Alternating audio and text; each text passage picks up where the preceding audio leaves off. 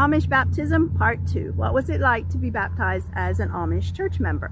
So I was talking about how you had to go through instruction class. You had these 12 weeks to sit with the preachers and get instructed in the doctrines of their faith, right?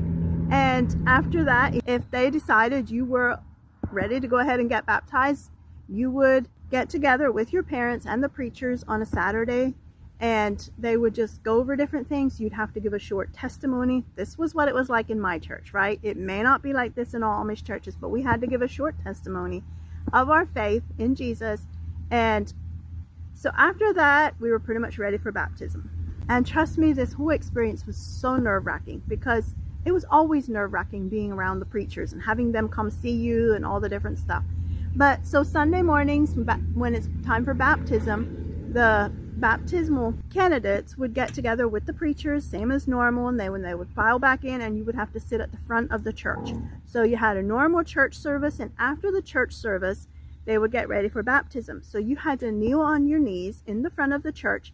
The preacher went over the baptism story in Acts when the eunuch got baptized. And then they would ask each one of us individually, do you believe that Jesus Christ is the Son of God? And I cannot even remember what other questions. I think there was a couple other questions, and you would have to answer with yes. Then you were ready for baptism. So the deacon would come around with the bishop. I believe it was the bishop that would cup his hands on top of our head. 2 hands, he would cup it.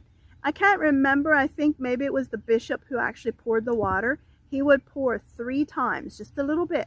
I baptize you in the name of the Father, the Son, and the Holy Ghost. So he would just sprinkle a little bit on your head, and then he would go like this, and then he would say something about being baptized and becoming a member of the church. I cannot remember the details, but then the bishop's wife, for us girls, would come and take our hand, and she would help us up and greet me with the holy kiss.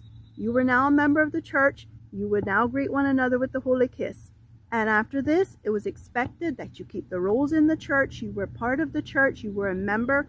And if you did not obey the rules, the preachers would come to your house and talk to you about it. And if you still wouldn't obey, they would eventually put you on proving. And if you just do not obey the rules, you would eventually get excommunicated from the church. But I don't think that actually ever happened in our group. People just left if they didn't want to obey the rules. But that is what it was like being baptized into the New Order Amish Church. Haben Sie